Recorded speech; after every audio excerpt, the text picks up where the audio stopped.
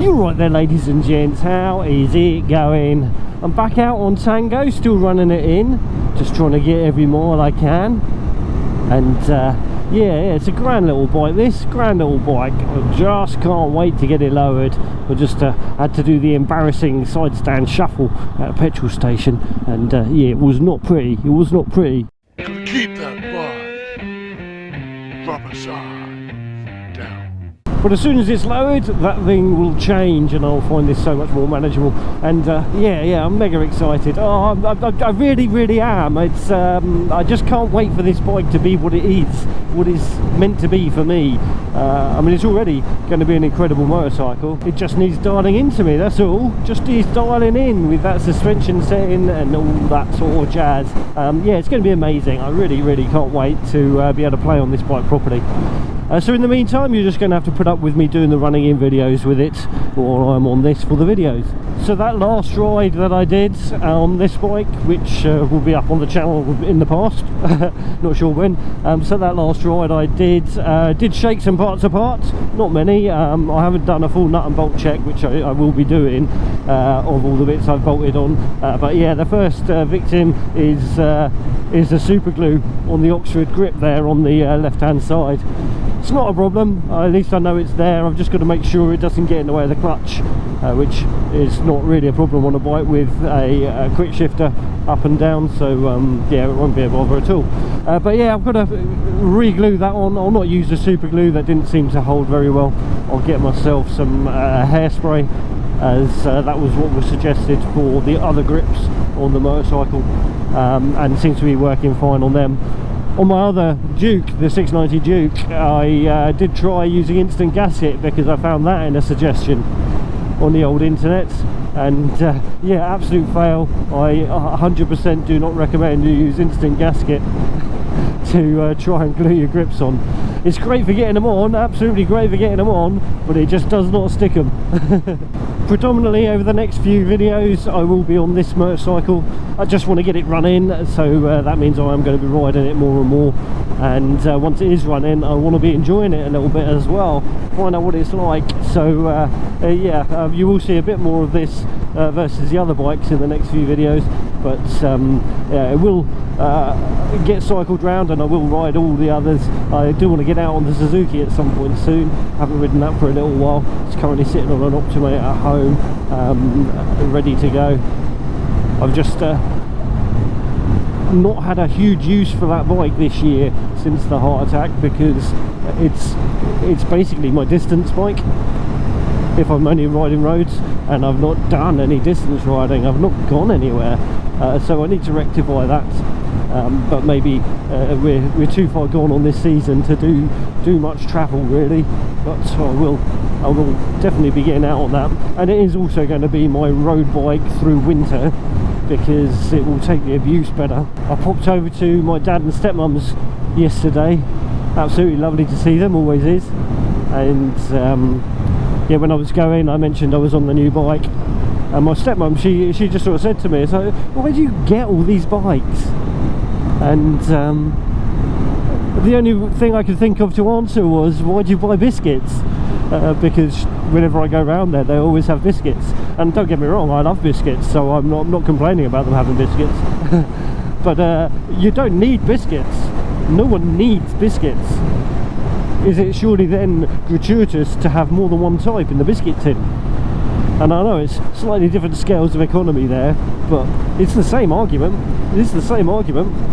If you don't need it, why have so many of them? Why have such variety? And I do need these if I want to continue the biking I do. I need to have a bike that I can ride off-road. I guess I could not have a road bike all the while my off-road bike is road legal, but then I wouldn't be able to ride at the faster paces on the tarmac on, say, the 690 Duke.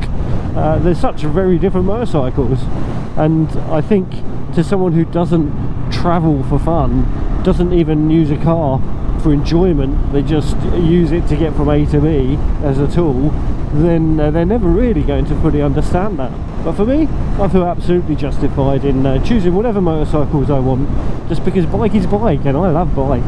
Can't get enough bike. Who would want to? Who would want to get enough bike? That would be a bad day, a sad day indeed. But anyway, Mum, I very much love your opinions, and I do very enjoy having little chats with you about things like that, because it's interesting to hear different persons' perspectives on these things. So if you do watch this, which I very much doubt, if you do watch this, please carry on asking these weird questions, because they keep me on my toes. I have no ID. No ID? I have ID with me, just in case. Just in case that Starmer needs to get me checked out, make sure I'm old enough to ride a motorcycle. I've no idea if I have been down this way before. I might well have done on a weird old route. But yeah, I don't recall it. But then I could have just come at it from a different direction. Who knows? Who knows? I was supposed to be doing a Moto route today. I was going to just plug it in for 100 miles and see where it took me on a round robin loop. But another build failure. The Quadlock induction charger mount that I've got on the bike there, I've over tightened the head of it, so I can't actually compress it to connect my phone up to it. So yeah, I've had to abandon that. I had to abandon that idea just because I couldn't attach the phone to the bike. But I will sort that out. Yeah, I will sort that out the moment I sort the hand grip out, which will be when I get home from this ride. The suspension on this is quite firm for bumpy tracks like this, which is surprising. But then KTM ready to race and all that rubbish. Yeah, I'm hoping when I get the suspension set up with the lowered stuff that I can get them to set it just a little bit softer for me. I want a plush ride, not a hard ride. I'm not a hard enough enduro rider to need a mega stiff suspension to get over all the gnarly stuff. Oh, it's definitely bird season. Which way are you going, buddy?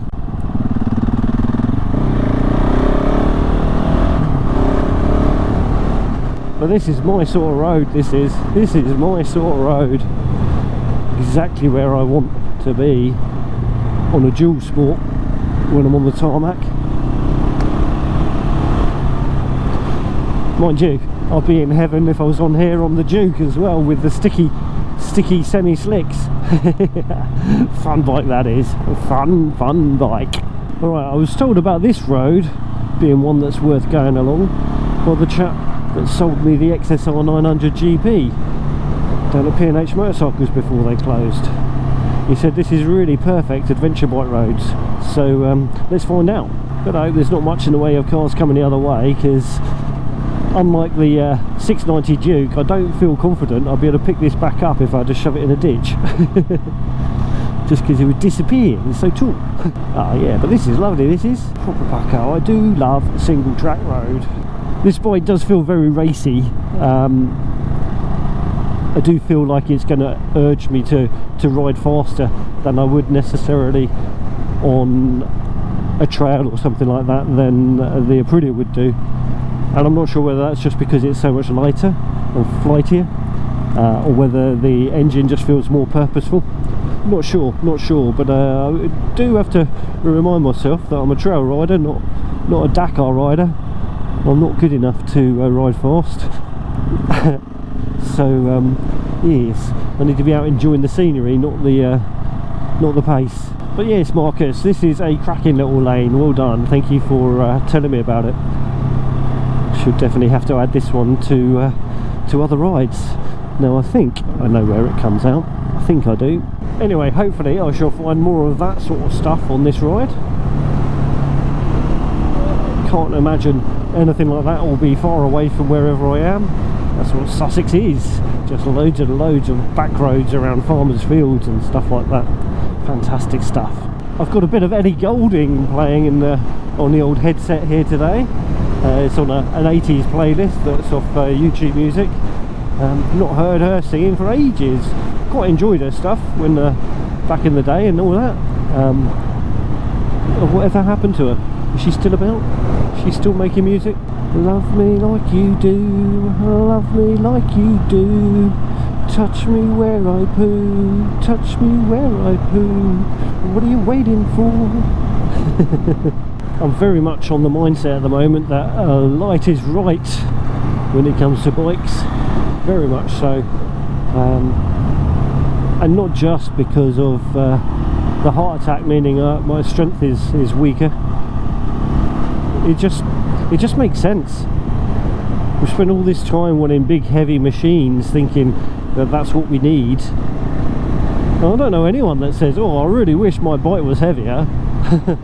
And I'd rather sacrifice just a little bit of comfort to have a bike that is just as easy as this is to ride. So we're right around Bignor Hill at the moment. Be familiar from a few of my videos in recent times. And Bignor Roman Villa is just up there, I think. Or we might have already gone past it, I don't know. No, it's not that one. Ah, maybe the next one. Cracking little visit that is. Well worth it if you like the old stuff. I do. But anyway, the reason I mention it is because we've got like a little road that takes us up to the top of Bignor Hill. Oh gosh, rain. A little road that takes us up the top to Bignor Hill, and if you do that and carry on beyond it, it takes you along a little green lane. I'm going to go up it, but I'm not going to go down the green lane. Yeah, last time I came out I was in my new textiles. I've just got some new RSTs and another pair of Siddies, their adventure boot. Yeah, my white stuff is all trashed basically, so I'll mainly stick with that for the trail riding. But I just wanted something more suitable for riding this bike than my rucker. I like my rucker, but it's just big, doesn't fit me very well. But today I'm not in either. I'm in my urban stuff, so if it does rain I'm going to get drenched. Whee! Running in wheelies.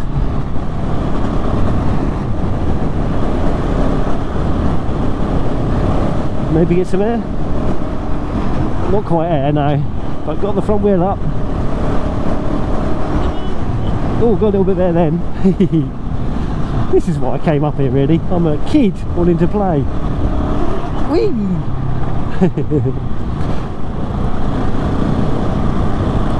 Oh yeah, fun and games.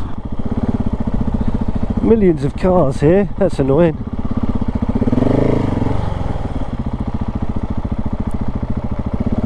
I was hoping I was going to get a cool photo. Might still be able to.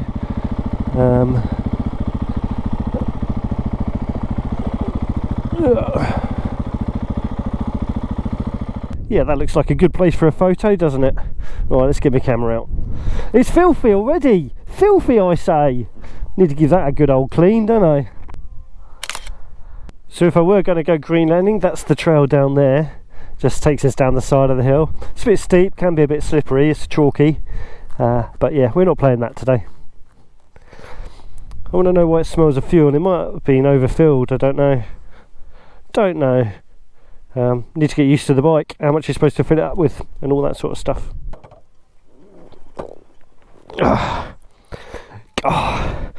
That's the main thing I struggle with on this bike, is getting the stand up and down.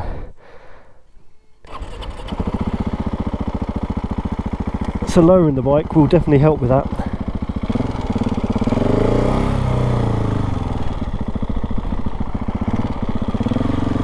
Alright, let's get out of here, shall we? Find some more twiddles. Oh, I don't think I've ridden down this way. Don't think I've ridden down this way. I missed out on appreciating this view. Wonderful. Oh, I can't wait to get out on the trails again, you know. I really can't. But roads like this, they're mega pretty still, aren't they? They're mega pretty. You're not going to take away the beauty of these just because I can't do a few trails. And sheepsicles again. Hello, sheep. So these skinny little single track roads are my cup of tea. What's yours? What sort of stuff do you like the best? Feels like I've been down these a lot recently. But they are good fun. So yeah, what sort of roads are your favourites? Do you enjoy this sort of stuff, or do you prefer something a bit more open? something a bit faster. I think I like them just because you have to really think about what you're doing, think about your lines, not just to get around the corner best, but also to avoid oncoming vehicles, give yourself an escape line, all that sort of stuff. It's all sitting in the back of your brain, making you wonder what you're going to have to do next and stuff. It just ticks all the right gears, if that makes sense to you. Makes sense to me. You alright, big fat boy? You wouldn't want to come around the corner to one of them along with the single track stuff, would you?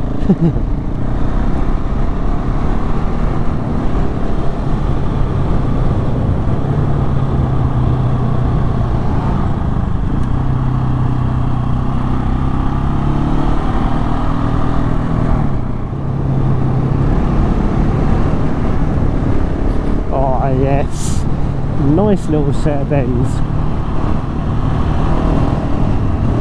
Nice.